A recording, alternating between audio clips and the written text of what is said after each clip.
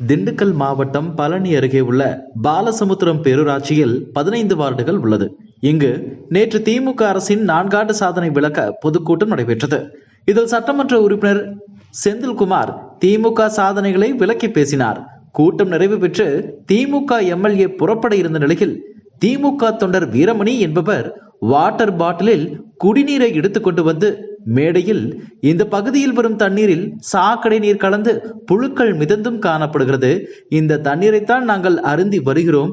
எனவே இதற்கு உடனடி தீர்வு காண வேண்டும் என வாட்டர் பாட்டிலில் புழுக்கள் மிதந்தபடி இருந்த குடிநீரை எடுத்து காண்பித்தார். இதனால் அங்கு பரபரப்பு ஏற்பட்டது. உடனே எம்எல்ஏ செந்தில்குமார், நான் இதற்கான நடவடிக்கை எடுக்கிறேன் என காதில் செவி சாய்க்காமல் சொல்லி எம்எல்ஏ சென்று கொண்டிருந்ததால் தொண்டர் ஒருவர் என்னதான் சொன்னாலும் சட்டமன்ற உறுப்பினர் செவி சாய்க்கவில்லை என்று பகிரங்கமாக கூறினார்.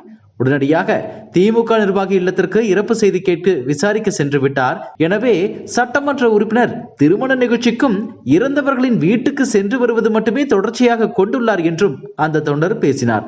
மேலும் மற்றொரு திமுக தொண்டர், மக்களின் அடிப்படை பிரச்சனைகளை 4 ஆண்டுகள் முடிவுள்ள நிலையில் மக்களின் தேவைகளை ஒன்று கூட நிறைவேற்றப்படவில்லை என்று தொண்டர் கூச்சலிட்டதால் அங்கு சென்று நிர்வாகிகளுக்கும் தொண்டர்களுக்கும் வாக்குவாதம் ஏற்பட்டது.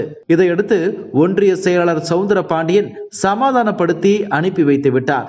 இந்த சம்பவத்தால் அங்கு சிறிது நேரம் பரபரப்பு ஏற்பட்டது. ஆளுங்கட்சி எம்எல்ஏவிடம் ஆளுங்கட்சியின் அவல நிலையை தொண்டர்களே புகாராக அளித்தது பெரும் பரபரப்பை ஏற்படுத்தியது. இதுபோன்ற செய்திகளை மேலும் தெரிந்து கொள்ள எங்களது யூடியூப், ஃபேஸ்புக் மற்றும் ட்விட்டர் ஆப்களை சப்ஸ்கிரைப் செய்யவும்.